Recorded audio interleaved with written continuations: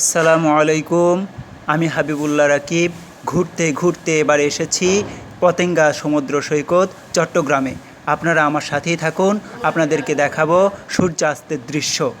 একটু আগে যে সূর্যের দিকে তাকানো যাচ্ছিল না, সেই সূর্য আলো হারিয়ে নিষ্প্রভ হয়েছে।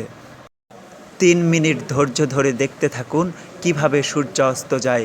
আজকে আপনাদেরকে দেখাবো ইনশাআল্লাহ। কর্ণফুলী নদীর মোহনায় পতেঙ্গা সমুদ্র সৈকতে তীর থেকে অদূরেই ভাসছে অসংখ্য জাহাজ, আর ভাসছে ছোট ছোট লাইটার জাহাজগুলো। আপনারা দেখতে পাচ্ছেন সূর্য অস্ত যাচ্ছে, খানিকটা খানিকটা আমরা দেখছি হারিয়ে গেছে অলরেডি। সূর্যাস্তের এই দৃশ্য দেখে রাসূল সাল্লাল্লাহু আলাইহি ওয়াসাল্লাম এর সেই কথা মনে পড়ল। হযরত আবিজার রাদিয়াল্লাহু তাআলা আনহু এর সাথে মসজিদে বসা ছিলেন রাসূল সাল্লাল্লাহু আলাইহি ওয়াসাল্লাম। রাসূল সাল্লাল্লাহু আলাইহি ওয়াসাল্লাম হযরত আবিজার রাদিয়াল্লাহু তাআলা আনহুকে বললেন, ইয়া আবা যারিন আতাদরি আইনা তাগরুবুশ শামস। হে আবু যর, তুমি কি জানো সূর্য কোথায় ডোবে?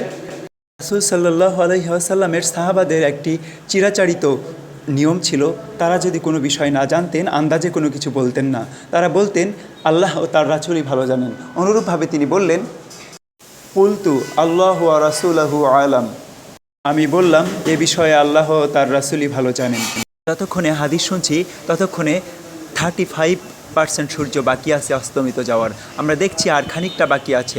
আমরা ততক্ষণে সূর্য অস্তও দেখব এবং হাদিসটাও পরিপূর্ণভাবে শুনব। হযরত আবু যর রাদিয়াল্লাহু তাআলা আনহু এর জবাবে রাসূল সাল্লাল্লাহু আলাইহি ওয়াসাল্লাম বললেন, ইন্নাহা তাযহাবু হাত্তা তাসজুদা তাহতাল আরশি। সূর্য চলতে থাকে, অবশেষে গিয়ে আরশের নিচে সেজদায় লুটিয়ে পড়ে।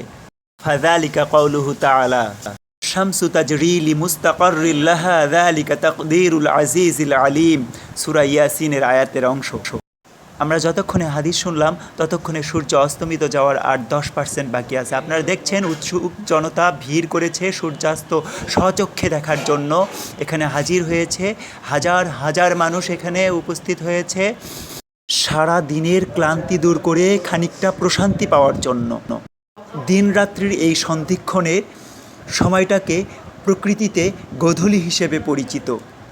এ সময় সূর্য দিগন্তের নিচে অবস্থান করে আর সূর্যের কিরণগুলো বায়ুমণ্ডলে আলোর বিচ্ছুরণ ঘটায়।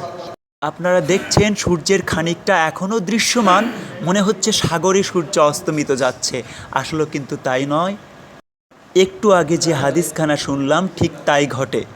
প্রচলিত অর্থে এই সময়টাকে গোধূলি এই কারণে বলা হয় যে গরু গোয়ালে ফিরতে থাকে, গরুর পায়ের ধুলি উঠতে থাকে, এই জন্য এই সময়টাকে গোধূলি বেলা বলে।